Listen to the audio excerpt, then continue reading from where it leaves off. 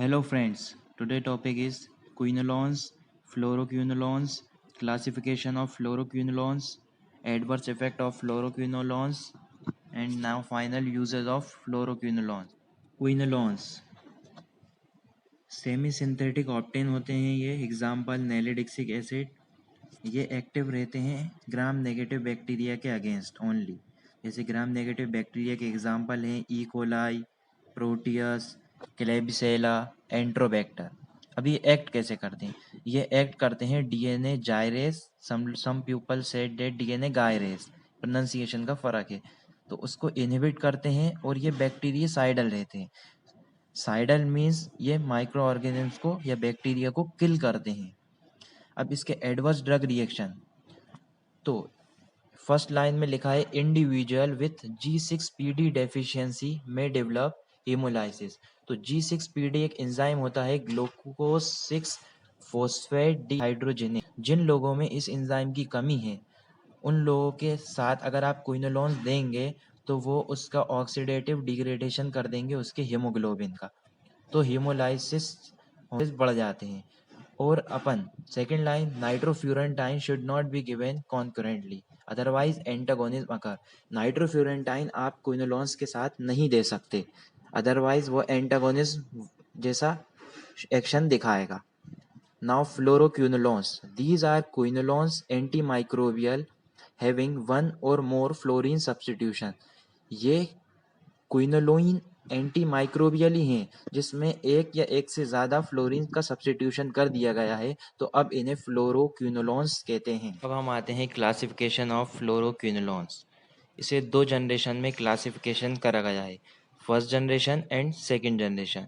First generation में आते हैं 4 ड्रग, पेफ्लॉक्सासिन, ऑफ्लॉक्सासिन, सिप्रोफ्लॉक्सासिन, नॉरफ्लॉक्सासिन।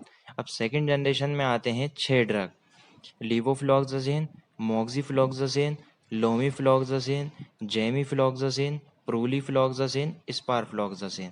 ये इसमें सेकंड जनरेशन और फर्स्ट जनरेशन के ड्रग बताया आपको।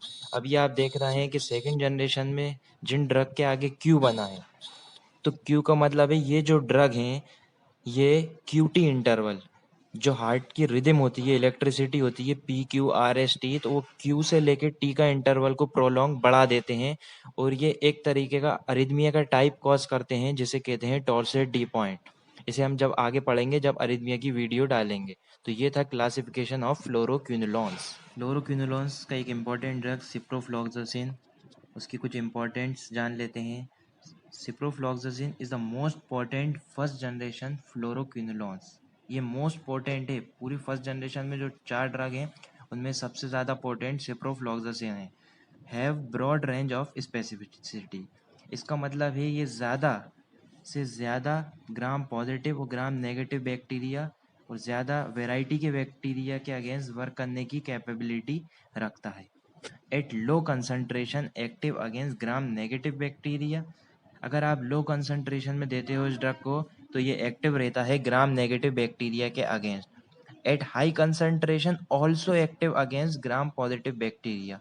इसका मतलब ये है अगर हाई कंसंट्रेशन पे देंगे तो ऑल्सो एक्टिव मतलब ग्राम नेगेटिव के अगेंस्ट तो रहेगा ही रहेगा, लेकिन साथ ही साथ अब पॉजिटिव बैक्टीरिया के अगेंस्ट भी ये वर्क करेगा। अब हम आते हैं मैकेनिज्म ऑफ एक्शन की तरफ। तो पहले अपन पढ़ लेते हैं कि ये होता कैसे है। तो सबसे पहले ग्राम नेगेटिव बैक्टीरिया के अपन रेप्लिकेशन जानते हैं कि ये डॉटर सेल में कन्वर्ट कैसे होता है। तो सबसे पहले इसका डीएनए हेलिकेज होता है, फिर इसका रेप्लिकेशन होता है तो इसे ये पॉजिटिव सुपर कॉइलिंग कर लेता है। तो जो डीएनए गायरेज एंजाइम रहता है ये इसकी पॉजिटिव सुपर कॉइलिंग को नहीं होने देता। तो इसके 2 सब यूनिट होते हैं, पहला होता है A subunit, B subunit. A subunit का पहला काम होता है निगिंग करता है, जो पॉजिटिव सुपर कॉइलिंग हुई है उसे हटाएगा। जब हटाएगा तो ये बी सब यूनिट इसकी नेगेटिव सुपर कॉइलिंग करता है, मतलब उसे ओपन करना चालू करता है। और देन ए वाला जो होता है वो इसकी रीसीलिंग करता है। तो उससे क्या होता है अच्छे से डीएनए रेप्लिकेट हो सके ताकि कॉम्प्लीमेंट डीएनए के फॉर्मेशन बन सके। तो डीएनए रेप्लिकेट जब अच्छे से होगा तो डॉटर सेल में कन्वर्ट हो सकेगा। तो ये रहता है ग्राम नेगेटिव बैक्टीरिया का जो आपने देखा। अब ग्राम पॉजिटिव बैक्टीरिया में क्या होता है, टोपो आइसोमेरेज 4, ये भी आइसोमेरेज, देखिए डीएनए गायरेज और टोपो आइसोमेरेज दोनों के आगे एएसी, ये एंजाइम है। तो टोपो आइसोमेरेज ग्राम पॉजिटिव बैक्टीरिया में टोपो आइसोमेरेज 4 ये भी डीएनए की निकिंग करता है, पहले अलग करेगा और दोनों जब डॉटर डीएनए बन जाते हैं तो उन्हें सेपरेट कर देता है। जब सेपरेट करेगा तो ये अपन ने देखा कि ग्राम नेगेटिव बैक्टीरिया अपने बैक्टीरिया की ग्रोथ कैसे बढ़ा रहा है और ग्राम पॉजिटिव बैक्टीरिया की ग्रोथ कैसे बढ़ा रहा है। अब अपन ये देखेंगे कि फ्लोरोक्विनोलोन कहाँ पर वर्क करते हैं, तो अब आपको ईजी से समझ में आ जाएगा क्योंकि आप समझ चुके हैं कि ये कैसे अपनी ग्रोथ बढ़ाते हैं। तो अब ग्रोथ रोकने के लिए क्या क्या करते हैं फ्लोरोक्विनोलोन, तो आप देखिए। तो फ्लोरोक्विनोलोन्स ग्राम नेगेटिव बैक्टीरिया में डीएनए गायरेज इनहिबिटर कहलाते हैं, इनहिबिट डीएनए गायरेज, बट ये ए सब यूनिट को इनहिबिट कर देते हैं। तो जब उसकी निकिंग ही नहीं हो पाएगी, जैसे आपने पहले देखा, जब निकिंग ही नहीं हो पाएगी तो उसकी नेगेटिव सुपर कॉइलिंग भी नहीं होगी और ना फिर रीसीलिंग हो पाएगी, तो उससे ग्राम नेगेटिव बैक्टीरिया की फर्दर ग्रोथ नहीं हो पाएगी। और ग्राम पॉजिटिव बैक्टीरिया में ये डायरेक्ट इनहिबिट करते हैं टोपो आइसोमरेज 4, जो रिस्पॉन्सिबल है ग्राम पॉजिटिव बैक्टीरिया की ग्रोथ के लिए, क्योंकि वो डीएनए डॉटर डीएनए को सेपरेट करवाता है उसके स्ट्रैंड को। इस वजह से ये दो मैकेनिज्म हैं ग्राम नेगेटिव बैक्टीरिया के लिए। फ्लोरोक्विनोलोन इनहिबिट करता है डीएनए गायरेज की ए सब यूनिट को और ग्राम पॉजिटिव बैक्टीरिया में टोपो आइसोमरेज 4 को। तो ये थी mechanism of action of fluoroquinolones. तो अब आते हैं एडवर्स इफेक्ट ऑफ फ्लोरोक्विनोलोन्स। तो सीएनएस की बात करते हैं सबसे पहले। Affect normal working like morning, writing, walking. इसका मतलब ये है जैसे नॉर्मल में आपकी जो आप लिखने का तरीका है, चले हैं आप जैसे मॉर्निंग, उस तरीके से नहीं रहेगा। थोड़ा सा आपको लगेगा कि कुछ इफेक्ट हुआ है आपकी नॉर्मल लाइफ स्टाइल में। ये भी कभी कभी दिखता है।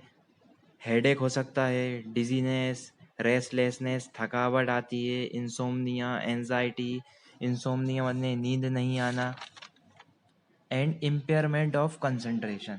ये बहुत ज़रूरी है जब आप जैसे सपोज ड्राइविंग कर रहे हो तो आप उस वक्त फ्लोरोक्विनोलोन्स या ऐसे एडवर्स इफेक्ट देने वाले ड्रग जिससे कंसंट्रेशन इम्पेयरमेंट होती है, क्योंकि आप जब ड्राइविंग करते हैं तो आप फुल कंसंट्रेशन देते हैं ड्राइविंग गाड़ी चलाते वक्त, लेकिन जब इम्पेयरमेंट ऑफ कंसंट्रेशन होगा तो एक्सीडेंट होने का खतरा बढ़ जाता है। इसलिए आप ध्यान रखें जब भी आप ड्राइविंग करें तो उससे थोड़ा देर पहले या उस वक्त ऐसे ड्रग नहीं लें जो कंसंट्रेशन को इफ़ेक्ट करते हैं। अब आते हैं सेकंड एडवर्स इफेक्ट जीआईटी की तरफ।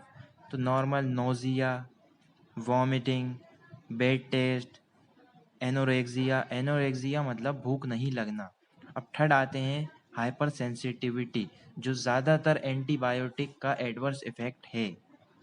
Redness of skin, swelling of lips, होठ फूल जाना, स्किन लाल हो जाना, रेशेस भी दिखते हैं। और एट लास्ट है टेंडिनाइटिस। ये बहुत कम देखा जाता है। टेंडन में इन्फ्लामेशन हो जाना, टेंडिनाइटिस, ज़्यादातर ये ओवर यूज़ के कारण होता है। तो ये थे adverse effect of fluoroquinolones. Uses of fluoroquinolones. तो यूजेस हैं, यूराइनरी ट्रैक इन्फेक्शन हो जाए तो आप यूज़ कर सकते हैं।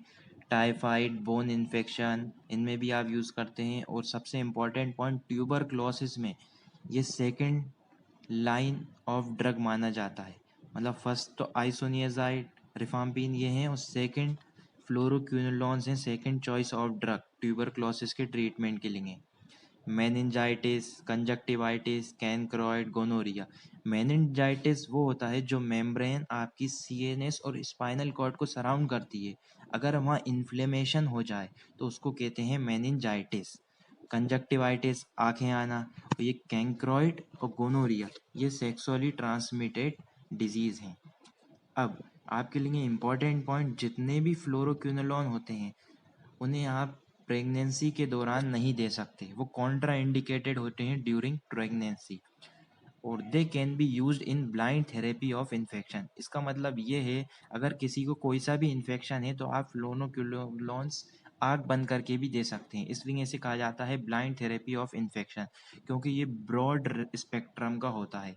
मतलब ज़्यादा से ज़्यादा वैरायटी बैक्टीरिया माइक्रो ऑर्गेनिज्म की कवर करता है, इसलिए इसको कहा जाता है ब्लाइंड थेरेपी और इन्फेक्शन।